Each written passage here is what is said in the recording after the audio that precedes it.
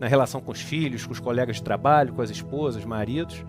E o livro explodiu, assim, né? Foi um livro que teve um evento meio maluco nesse livro. E mudou o seu comportamento como economista. Totalmente. Mudou totalmente. Totalmente. Sabe por quê, Augusto? Porque a gente estava falando uma palavra aqui antes de começar a gravação, que era empatia, né? Isso. Empatia vem do grego em e patis. Em quer dizer dentro e patis quer dizer sofrimento, né? Por isso o cara que é apático, o cara que não tem a reação do sofrimento, o cara paciente é aquele que sofre, né? E empático é diferente do simpático. A gente vive o paradigma da simpatia. É aquela que o nosso amigo está na pior, o nosso funcionário está inseguro, você chega do lado dele e fala assim, tô aqui, cara, tô do teu lado, vamos com tudo. E esse negócio tem muito pouco poder. O outro é quando o cara está na pior, você chega do lado dele e fala assim, cara, já aconteceu comigo. Putz, esse cara se abre totalmente para te ouvir. Porque ele sabe que você conhece a dor dele. E você só consegue conhecer a dor de alguém se aproximando, se comunicando, vivendo de alguma forma o que ele vive. E com esse negócio dos cavalos é isso, é você se comunicar com os cavalos. Essa foi a grande descoberta que ele fez, através da linguagem dos cavalos. Porque o homem, essa característica antropocêntrica que a gente tem, todo filme que você vê que o cara começa a falar com os bichos começam a falar inglês, né? Nunca o cara começa a falar a língua do bicho. A gente se coloca nisso como centro. E o chefe é sempre assim, não, você é um chefe bacana.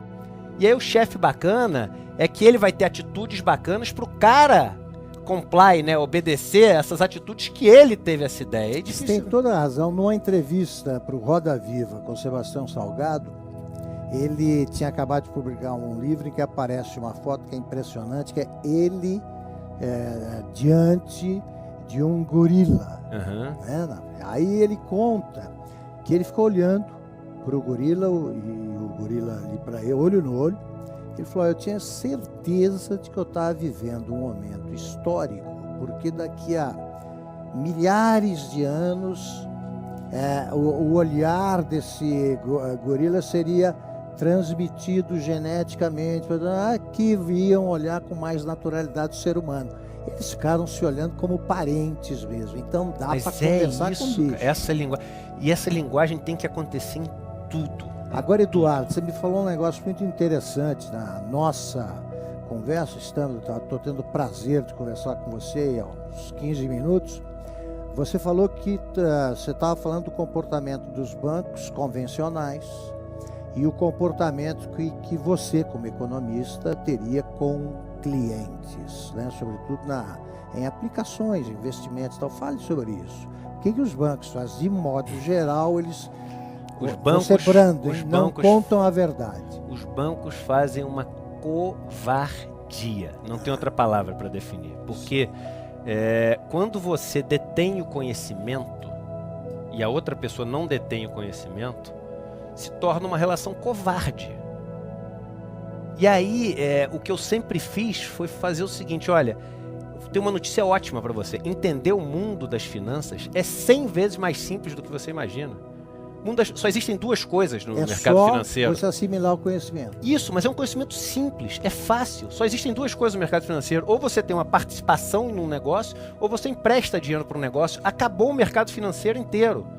E aí você consegue aprender, quando você entende, obviamente um pouquinho mais a fundo que isso, a fazer as perguntas certas. Voltaire falava uma coisa, Mário Quintana, quase 300 anos depois, falava a mesma coisa, que é o seguinte, não existem respostas corretas, existem perguntas corretas. Mas a gente vive um mundo que tenta vender as respostas corretas. Eu tenho o cálice sagrado que vai te deixar rico em um mês. Esse produto financeiro aqui é a resposta para tudo que você precisa. Não tem essas respostas, tudo tem risco. A definição de risco é de incerteza. Toda vez que você ouvir a palavra risco, substitui ela por incerteza. Risco de crédito, incerteza em relação ao crédito. Risco de mercado, incerteza sobre como vai estar o mercado. E quando a gente fala de futuro, a gente tem incerteza, necessariamente. E é o que você diz para um eventual cliente. E eu chego para os clientes e falo assim, olha, você quer ter independência financeira? Independência financeira não é ter dinheiro para nunca mais trabalhar. Independência financeira é não depender de ninguém te dizer o que é certo a fazer quando você tem que investir o seu dinheiro. Tem muita gente que tem muito dinheiro e é completamente dependente financeiramente. Então eu vou te dar a verdadeira independência financeira. Você vai saber o que você precisa fazer com o seu dinheiro. E todo mundo precisa saber isso. Só tem dois tipos de pessoas, que têm e as que devem dinheiro. E se você está num desses dois grupos, você tem que saber educação financeira. Os 5 maiores bancos do país, eles cobram só de tarifa por ano. Tarifa, não estou falando de cheque especial, operações de banco de investimento, de tarifa, mais de 130 bilhões de reais. Bilhões. Em pequenas quantias, aqui e ali. Isso, só os 5 maiores. Só os 5 maiores. O segredo é esse, e a outra parte do segredo é as pessoas não terem a menor ideia do que elas pagam. Nos Estados Unidos, 82% das pessoas não sabem as tarifas que pagam. No Brasil, esse número é muito maior. E aí, o que acontece? Quando a pessoa não sabe disso, vamos só colocar como referência para a pessoa que está assistindo a gente entender. O orçamento da saúde no Brasil é de 130 bilhões. O da educação é de 110 bilhões.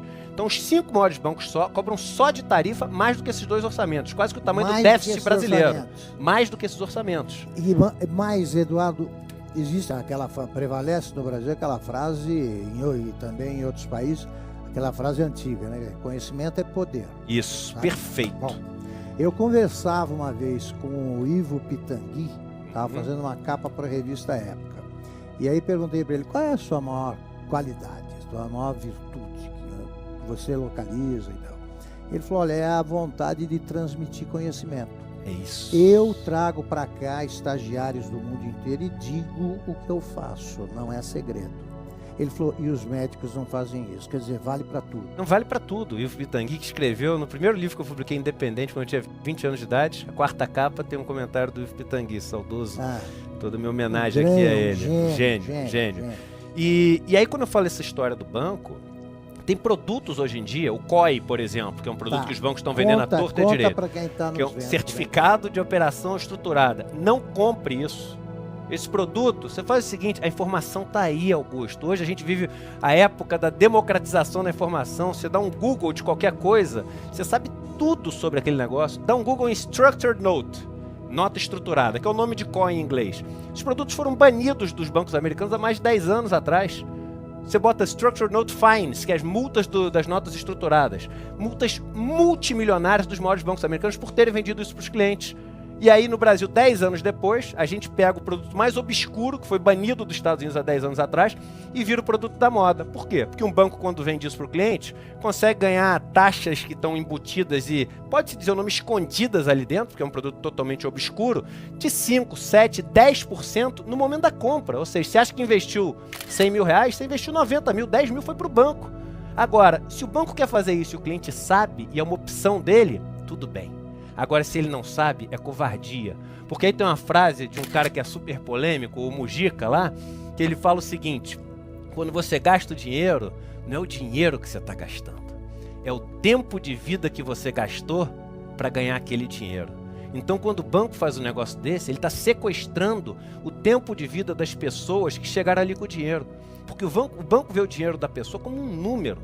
Em mais de 20 anos de mercado financeiro, eu nunca vi um banqueiro celebrar o lucro de um cliente. Nunca. Isso é muito forte, Augusto. Eu nunca vi. E perdi a conta do número de vezes que eu vi os banqueiros comemorar os lucros em cima dos clientes. Só que o número que o cara chega ali são finais de semana longe dos filhos, é um esporte que ele adorava que ele deixou de fazer, é um estado que ele teve que se mudar e ficar longe dos amigos, é uma doença que ele passou a ter por causa do esforço do trabalho. Sacrifício, sacro ofício, o trabalho sagrado, é aquilo que a gente dá a nossa vida para fazer. E aí o cara chega e fala o seguinte, tem um produtinho aqui que dá para meter 10%. Ele está tomando vida do cara. Esse negócio é covardia, e entendeu? Agindo assim, você tem conseguido bons resultados? Espetacular, porque é o que eu digo para as pessoas, melhorar sua vida financeira, a notícia boa é essa, é muito fácil, porque o primeiro pedaço é só você deixar de fazer as coisas ruins. E quando eu falo o seguinte, sabe esses menininhos que jogam bolinha na frente do farol? Eles ganham 80, 90 reais por dia quando trabalham direitinho ali. Se você pega um casalzinho de adolescente de 12 anos, cada um junta 30 reais por dia ali e põe na conta lá num título público brasileiro de longo prazo. Em 20 anos, sabe quanto eles vão ter? 1 milhão de reais.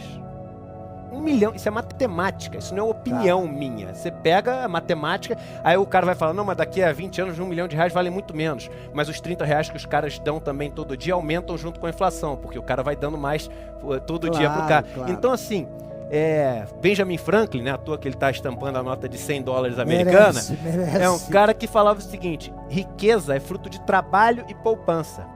Só que o seguinte, hoje, na situação atual do Brasil, eu vou falar uma coisa que é chocante. Vamos falar do Brasil. Vou falar uma coisa chocante do Brasil, é o seguinte: o cara que tem pouco dinheiro no Brasil, que a gente fala, a maioria do Brasil é desbancarizado, dá quase para falar o seguinte: graças a Deus, que cara esperto que é desbancarizado. Porque o cara que tem pouco dinheiro hoje em dia, ele está muito melhor deixando dinheiro no colchão do que no banco.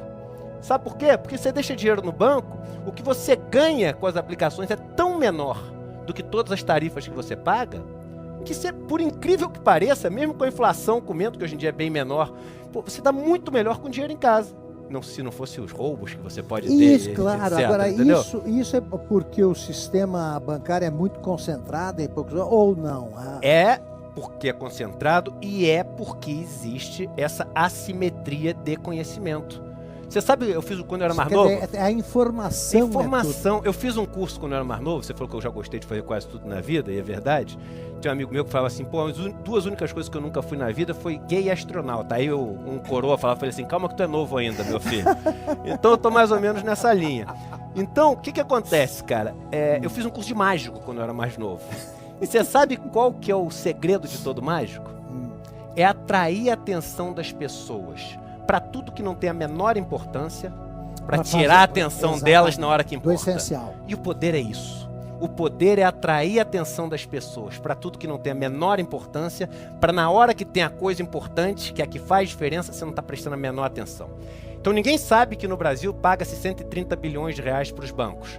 Ninguém sabe que na maior crise que a gente passou de todos os tempos, com 13% de desemprego, não teve um trimestre em que os bancos não tivessem lucros recordes. Sim. Agora, você sobe 5 centavos o preço da passagem de ônibus, param o país, incendeiam tudo, quebra-quebra.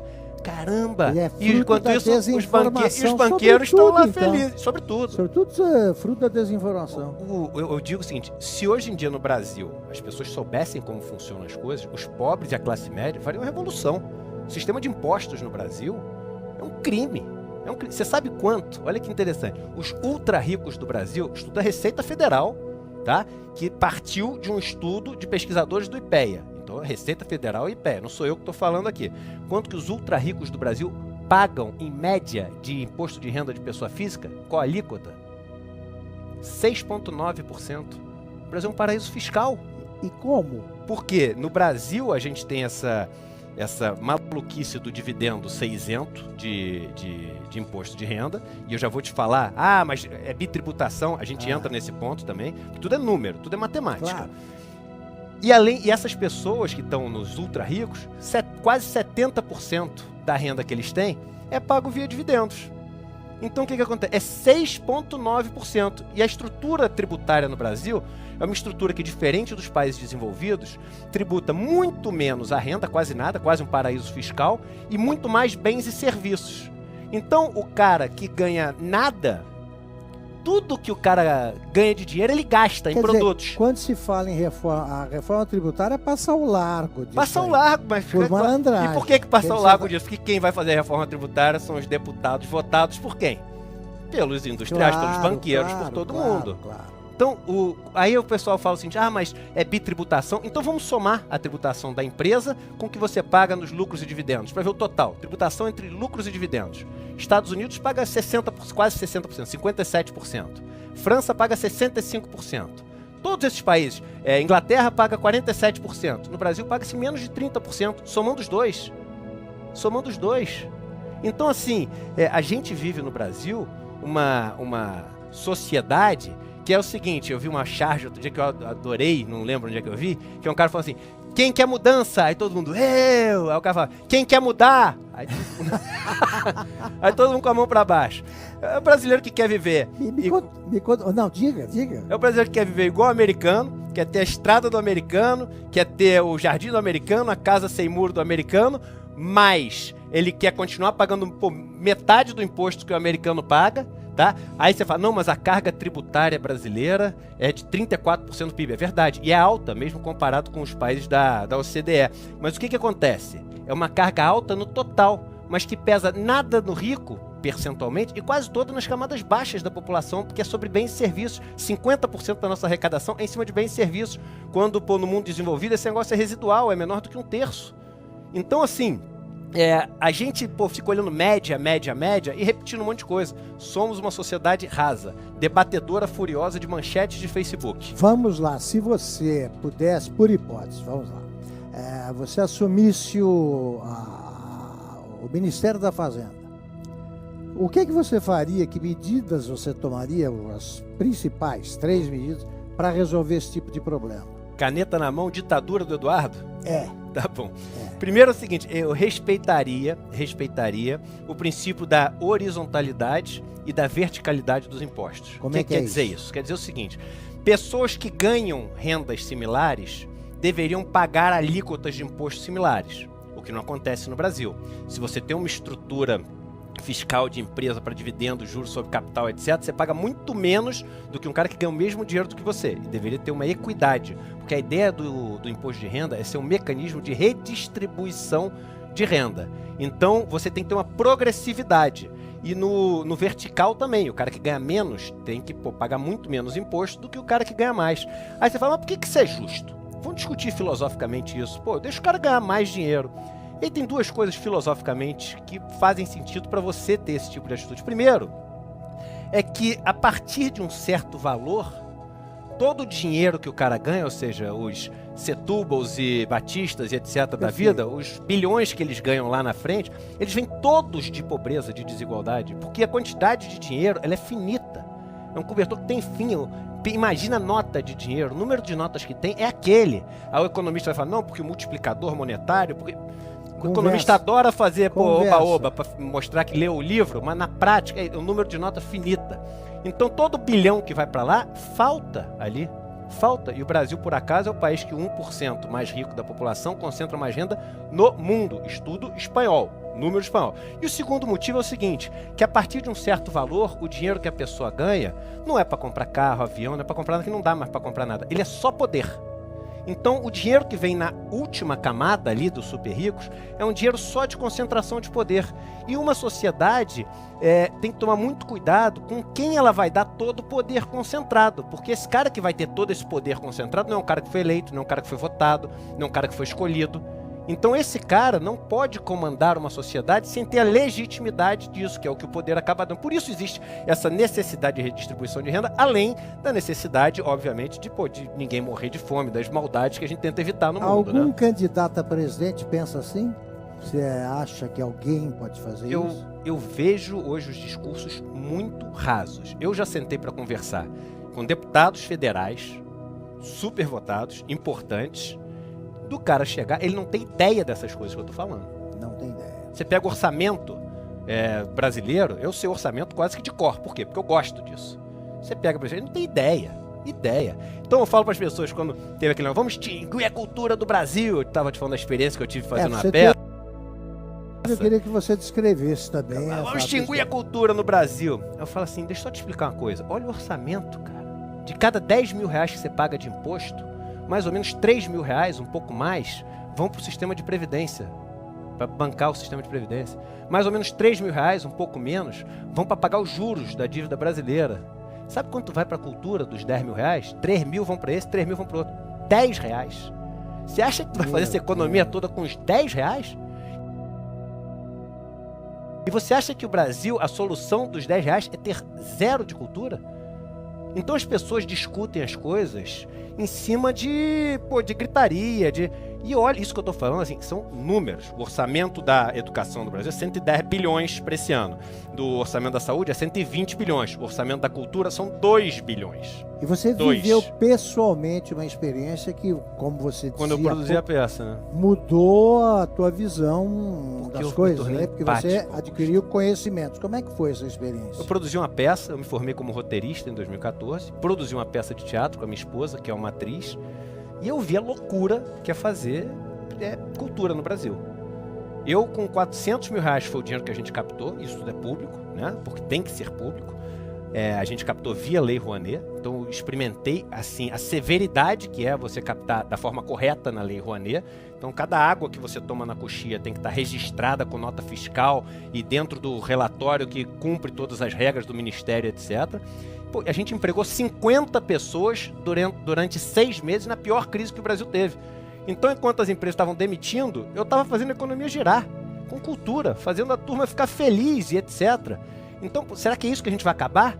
Aí o cara pega um caso de um artista super famoso que já tem rios de dinheiro e faz um esquema com a Lei Rouanet com um monte de milhão de real e põe tudo no mesmo saco de gato. A gente vive hoje o paradoxo da informação, que é o seguinte, um monte de informação, nunca se teve tanta informação. Um dado curioso, de toda a informação que existe armazenada no mundo, 98% foi produzida nos 39.998 anos anteriores e 98% foi produzido nos 2 últimos anos e 2% nos 40 mil anos anteriores. 98% de toda a informação que existe hoje em dia no mundo foi produzida nos 2 últimos anos. E aí qual é a nossa reação para tanta informação? Hoje um ser humano normal recebe mais informação em um dia do que a gente recebia durante toda uma vida, quando a gente era nossos ancestrais das cavernas, que por acaso nunca viveram nas cavernas, outra coisa que a gente repete à torta e à direito. Então o que acontece? A gente hoje emite um juízo de valor, uma opinião, em cima de uma manchete, cara. As pessoas costumavam prestar atenção 50 minutos em uma coisa, não é à toa que uma sessão de terapia, uma aula de faculdade, um tempo de futebol, tudo tem 50 minutos. Pô, esse negócio foi caindo à medida que a gente tinha mais informação. Hoje demora 7 segundos, não é à toa que o anúncio base do YouTube demora 8 segundos, são 7 segundos. Então como é que você vive num mundo assim? Você vive o seguinte, viu uma coisa, já tem uma opinião formada, já cria o preconceito e não muda nunca mais de opinião. Porque um mecanismo que a gente tem com muita informação também é o seguinte, se eu falei, se eu gosto ou não gosto do cara, pro resto da vida, que eu não vou... Você gosta do Macron? Sei lá, eu nunca parei pra ver a fundo o negócio do Macron. Gosto. Pronto, se alguém chegar na semana que vem e falar, pô, o cara tava roubando, eu falo, é mentira. Pô, mentira, nem sei se é mentira. Então, uma das dicas que eu dou nos meus cursos, e fica uma dica pra você, quer mudar a sua vida de hoje pra amanhã, para de dar opinião sobre tudo. O cara te perguntar uma coisa e fala, putz, cara, nunca parei pra pensar.